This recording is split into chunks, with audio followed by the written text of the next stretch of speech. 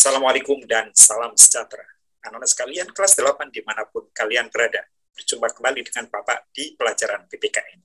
Nah, anak sekalian, kita sekarang sudah masuk di semester 2. Anak sekalian, mudah-mudahan materi-materi di semester 2 ini kalian bisa mempelajarinya dengan baik dan bisa memahami materi-materi yang akan Bapak sampaikan. Anak sekalian, selamat kalian sudah meninggalkan semester 1 dengan baik. Mudah-mudahan semester 2 ini kalian bisa lebih baik lagi. Yuk, semangat. Nah, anak sekalian, kita sekarang berada di bab 4, anak sekalian, yaitu Semangat Kebangkitan Nasional tahun 1908. Nah, di bab ini, anak sekalian, ada 3 materi pokok yang harus kalian kuasai, yaitu 1, kondisi bangsa Indonesia sebelum tahun 1908, yang kedua, perintis kebangkitan nasional dalam perjuangan kemerdekaan Republik Indonesia. Dan materi yang terakhir yang harus kalian kuasai di bab 4 ini adalah mewujudkan persatuan dan kebanggaan sebagai bangsa, wujud nilai kebangkitan nasional. Yuk kita pelajari materinya.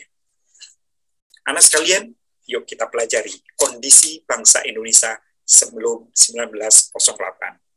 Nah, anak sekalian, Bapak jelaskan sebentar mengapa batasnya adalah yang jadi patokan adalah 1908. Karena anak sekalian 1908 ini ada perubahan ya, ada perubahan corak perjuangan bangsa Indonesia dari yaitu sebelum 1908 dan sesudah 1908. Nah, inilah dan apa yang menjadi patokan itu nanti akan dipelajari ya sebagai bocoran anak sekalian, yaitu berdirinya organisasi Budi Utomo yang kemudian membuat corak perjuangan bangsa Indonesia berubah. Makanya kita pelajari anak sekalian perjuangan atau kondisi bangsa Indonesia sebelum 1908 dan sesudah 1908. Sekarang yang kita pelajari adalah kondisi bangsa Indonesia sebelum 1908. Tentu saja ini juga pada masa penjajahan. Yuk kita baca dulu ya. Rusaknya ekonomi Eropa akibat peperangan dan berkembangnya teknologi pelayaran pada abad ke-15 menyebabkan negara-negara Eropa melakukan ekspedisi untuk mencari sumber-sumber ekonomi baru ke seluruh dunia.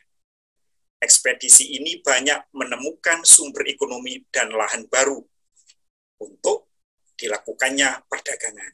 Ternyata kemudian bangsa Eropa tidak hanya melakukan perdagangan, melainkan langsung menguasai dan menjajah negara-negara yang mereka anggap baru ditemukan. Nah, anak sekalian, kita mengenal ada ekspedisi bangsa-bangsa Eropa ya di abad ke-15 ini untuk mencari sumber ekonomi. Nah, kita mengenal mereka mencari rempah-rempah anak sekalian sebagai sumber pendapatan ekonomi yang laku di negara Eropa. Nah, menurut kabar yang mereka terima bahwa sumber perdagangan atau rempah-rempah yang mereka cari itu ada di Indonesia salah satunya anak sekalian. Maka mendaratlah mereka ya mulai dari Portugis, lalu kemudian Spanyol, lalu kemudian sampailah Belanda dan juga Inggris dan terakhir adalah Jepang. Mereka semua pada awalnya murni ingin berdagang anak sekalian ya.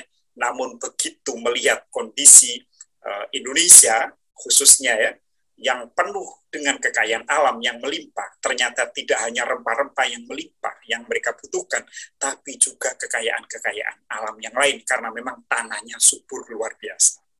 Kita lanjutkan anak sekalian. Jadi mereka kemudian tidak hanya berdagang, tapi kemudian menguasai dan menjajah. Kita lanjutkan anak sekalian. Awal dimulainya penjajahan Belanda di Indonesia dimulai sejak didirikannya VOC. Apa itu VOC? Nah, Verenigde Oost-Indische Compagnie pada tanggal 20 Maret 1602 anak-anak sekalian. Sejak VOC berdiri, dimulailah berbagai bentuk kekerasan yang menimpa rakyat Indonesia. Penderitaan rakyat Indonesia terjadi dalam berbagai segi kehidupan, di berbagai daerah, VOC melakukan tindakan dengan melaksanakan politik divide et impera atau politik adu domba.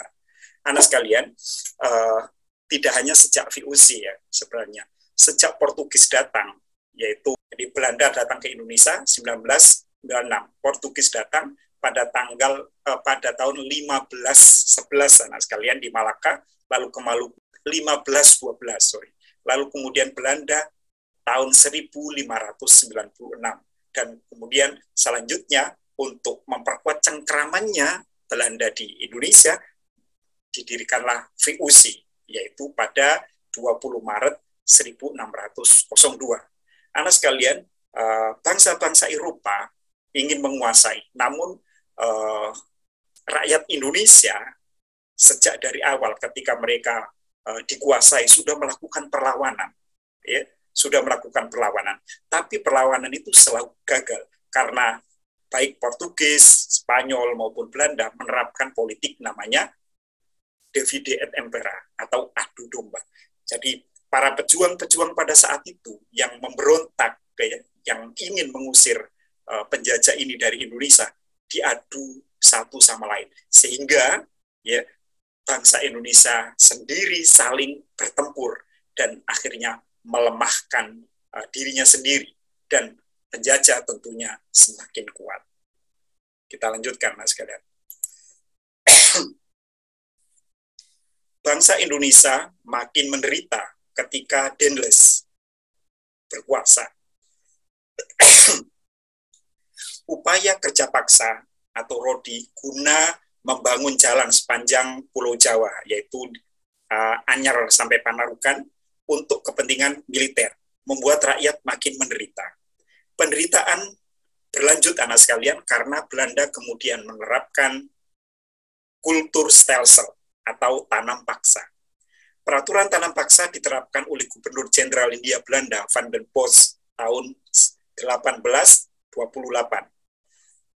Sistem tanam paksa mewajibkan rakyat menanam sebagian dari sawah dan atau ladangnya dengan tanaman yang ditentukan oleh pemerintah dan hasilnya diserahkan kepada pemerintah Belanda yang dimaksud. Jadi anak sekalian,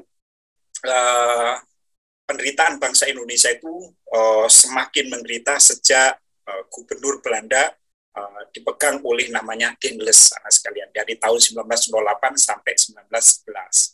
Nah, itu diawali dengan dibangunnya jalan dari Anyar sampai Panarukan, dari Jawa Barat sampai Jawa Timur, yang tentu saja itu memakan korban yang sangat luar biasa karena rakyat Indonesia dipaksa untuk bekerja namun tidak diberi upah dan tidak diberi makan, anak sekalian, ya.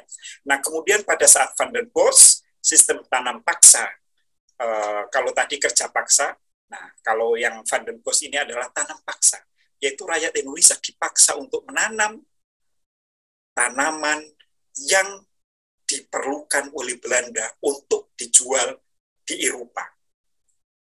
Padahal rakyat Indonesia tidak memerlukan. Rakyat Indonesia itu memerlukan misalnya padi, ya, atau tanam-tanaman yang menjadi keperluan pokok untuk dimakan.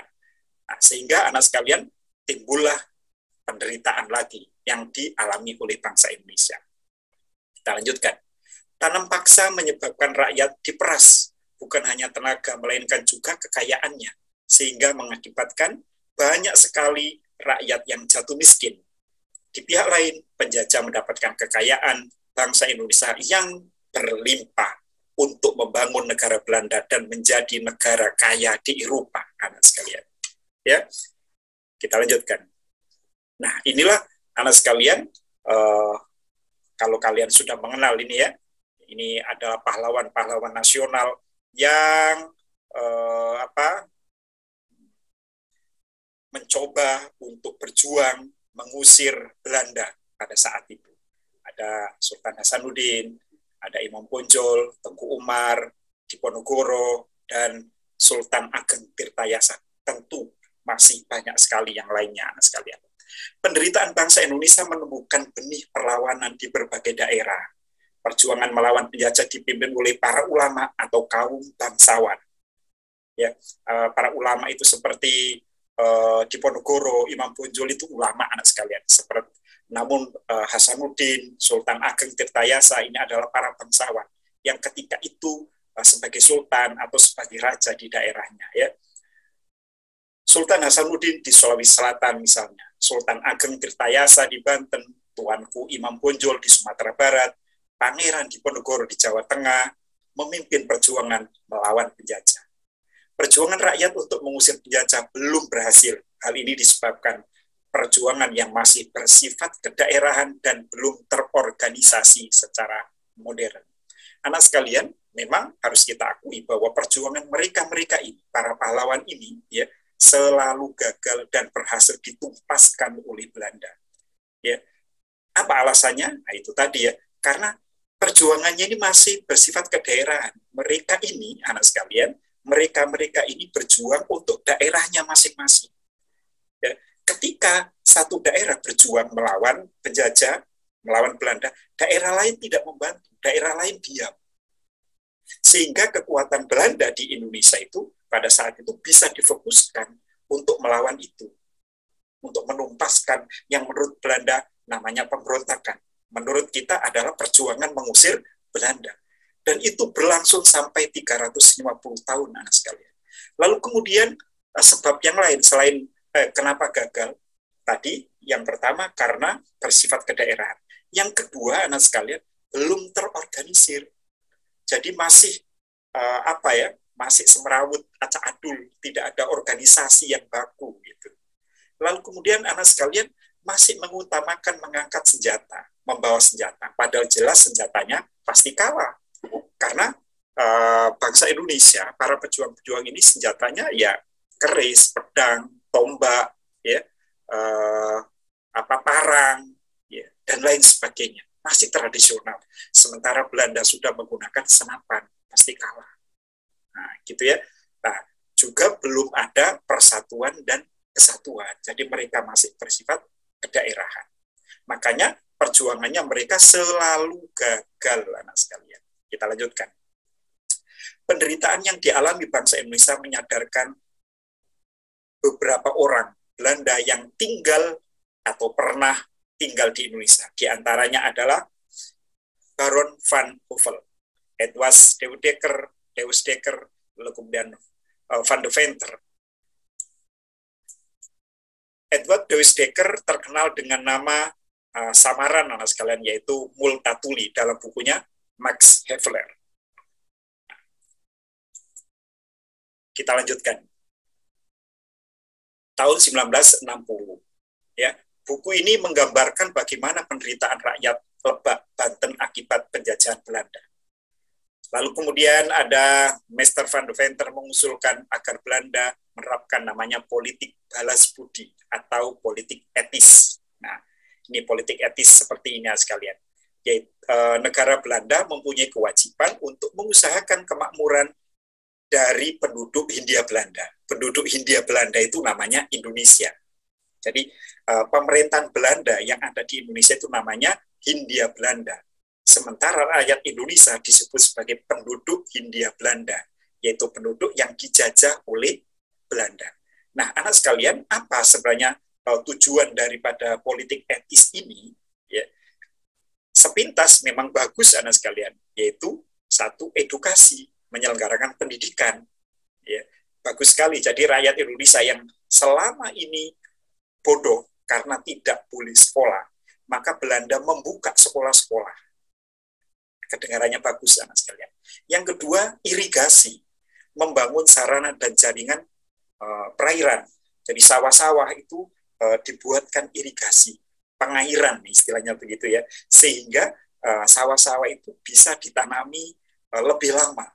Yang semula setahun sekali, bisa setahun 2 kali karena selalu ada air.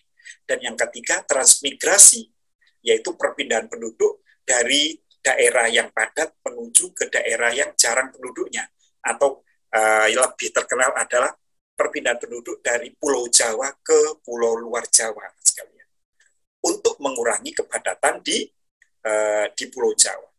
Nah, anak sekalian, sepertinya bagus politik etis itu, namun kenyataannya tidak demikian.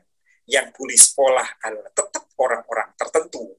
Lalu kemudian yang diberi irigasi adalah tanaman-tanaman tanah yang ditanami oleh dengan tanaman-tanaman yang diambil oleh pemerintah Belanda. Nah, lalu kemudian transmigrasi itu ya tujuannya untuk kepentingan mereka semua, anak sekalian, untuk tenaga kerja. Nah, inilah anak sekalian potret dari Van de Venter. Kita lanjutkan. Namun anak sekalian, bagaimanapun juga politik etis atau politik balas budi itu memiliki dampak. Baik dampak positif maupun negatif. Dampak negatif berarti dampak buruk ya bagi Indonesia. Apa dampak buruknya politik etis? Satu, kemiskinan dan penderitaan fisik dan mental yang berkepanjangan. Semakin parah anak sekalian ya, karena ternyata politik etis itu ya hanya bohong-bohongan aja gitu ya. Yang kedua, beban pajak yang berat. Pajak semakin tinggi ternyata anak sekalian. Lalu kemudian pertanian utamanya padi banyak mengalami kegagalan panen. Ya. Karena padi itu sebenarnya oleh pemerintah Hindia Belanda nggak begitu diperlukan. Mereka yang perlu adalah palawija, ya. Lalu kemudian rempah-rempah seperti cengkeh, pala dan lain sebagainya itu yang diperlukan. Kemudian kelaparan dan kematian terjadi di mana-mana karena adanya tanam paksa tadi, anak sekalian ya. Lalu kemudian jumlah penduduk Indonesia menurun karena banyak yang meninggal, ya. Namun demikian, sekalian, politik balas budi ini punya dampak positif, dampak yang baik bagi bangsa Indonesia. Apa itu? Satu, rakyat Indonesia mengenal teknik menanam jenis tanaman baru. Jadi, Belanda banyak, walaupun Belanda itu memaksa untuk melakukan tanam paksa, ya, tanaman-tanaman yang diperlukan di negaranya sana, di Eropa terutama, anak sekalian, tanaman-tanaman itu banyak diambil dari luar, kemudian diperkenalkan kepada bangsa Indonesia. Sehingga bangsa Indonesia kemudian mengerti tanaman-tanaman lain selain yang ada di Indonesia. Gitu. Yang kedua, rakyat Indonesia mulai mengenal tanaman dagang yang berorientasi ekspor. Jadi dampaknya yang kedua adalah rakyat Indonesia jadi mengerti tanaman apa sih yang bisa laku di negara lain, nantinya bisa ekspor gitu anak sekalian ya. Nah, juga misalnya bangsa Indonesia mengenal irigasi anak sekalian ya, pengairan tadi yang semula bangsa Indonesia tidak terfikir. Kemudian juga karena bidang edukasi tadi, bangsa Indonesia juga sebagian kecil mengerti pendidikan. Ya. Sebagian kecil dari bangsa Indonesia itu ada yang boleh sekolah, sehingga muncullah anak sekalian kaum-kaum cendekiawan, muncullah bangsa Indonesia orang-orang yang terdidik. Apa akibatnya? Karena reaksi tersebut secara berangsur-angsur pemerintah Belanda mulai mengurangi pemerasan lewat tanam paksa dan menggantikannya dengan sistem politik ekonomi liberal kolonial Belanda. Tonggak berakhirnya tanam paksa adalah dengan dikeluarkannya Undang-Undang Pokok Agraria atau Agraris Wet tahun 1870. Kita lanjutkan. Di sisi lain, anak sekalian, karena tadi di bidang politik etis atau politik balas budi di bidang edukasi atau pendidikan, kan Belanda harus mendirikan sekolah-sekolah yang diperuntukkan kepada sebagian rakyat Indonesia yang boleh sekolah. Misalnya kaum bangsawan, kemudian kaum priayi, atau orang-orang Indonesia yang bekerja untuk Belanda, itu boleh sekolah anak-anaknya. Pembangunan sekolah melahirkan dampak positif bagi bangsa Indonesia, yaitu munculnya masyarakat terdidik, seperti yang Bapak jelaskan tadi, atau mulai memiliki pemahaman dan kesadaran akan kondisi bangsa Indonesia yang sebenarnya. Jadi begini, karena adanya politik etis tadi di bidang edukasi, Belanda mendirikan sekolah-sekolah. Rakyat Indonesia sebagian kecil boleh sekolah, sehingga yang sekolah ini kemudian sudah pandai menggunakan akalnya, gitu ya. Mereka kemudian muncul kaum terdidik. karena sekolah. Lalu kemudian karena sudah pinter, ya, sudah pinter, kemudian mereka mulai berpikir, mulai sadar akan kondisi bangsa Indonesia ini sebenarnya. Oh, ternyata bangsa Indonesia ini dijajah, dibodohin. Maka bangsa Indonesia ini harus berjuang untuk merdeka. Dan perjuangannya harus berubah. Tidak boleh seperti dulu. Ngangkat senjata, selalu kalah. Kedaerahan, selalu kalah. Tergantung pada pemimpin, selalu kalah. Maka harus berubah. Nah, ini karena adanya kaum pemikir, kaum terdidik. Kita lanjutkan. Bangsa Indonesia saat itu kondisinya bodoh, anak sekalian. Karena nggak boleh sekolah, terbelakang, dan kemiskinan merajalela. Mereka yang mengenyam pendidikan dan sadar nasib bangsanya selanjutnya menjadi tokoh-tokoh kebangkitan nasional. Nah, sebagian kecil yang boleh sekolah tadi, akhirnya mereka berpikir bangsa Indonesia harus merubah harus mengubah cara berjuangnya. Dari yang kedaerahan, tergantung pemimpin, mengangkat senjata, harus berubah. Apa perubahannya, anak sekalian? Nah, itulah yang kita sebut nantinya dengan istilah kebangkitan nasional. Dan itu terjadi pada tahun 1908. Dengan dimulainya, lahirnya organisasi yang bernama Budi Utomo, anak sekalian. Budi Utomo ini memulai perjuangan bangsa Indonesia dengan cara yang lebih modern. Ya, apa itu? Yaitu dengan pendidikan, anak sekalian. Ya, kasarnya begini, letakkan senjata, jangan mengangkat senjata. Ayo kita sekolah. Dengan sekolah kamu akan pintar. Kalau sudah pintar, kamu akan berpikir ya bagaimana strategi menghadapi Belanda. Gak usah mengangkat senjata. Nah, gitu. Maka kemudian, anak sekalian, berubahlah taktik perjuangan bangsa Indonesia. Dari yang kedaerahan, menjadi nasional, menyeluruh, anak sekalian ya, menyeluruh dari Sabang sampai Merauke. Merauke belum ya pada saat itu ya. Nah, kemudian dari yang tergantung kepada pemimpin sudah tidak lagi karena ada regenerasi.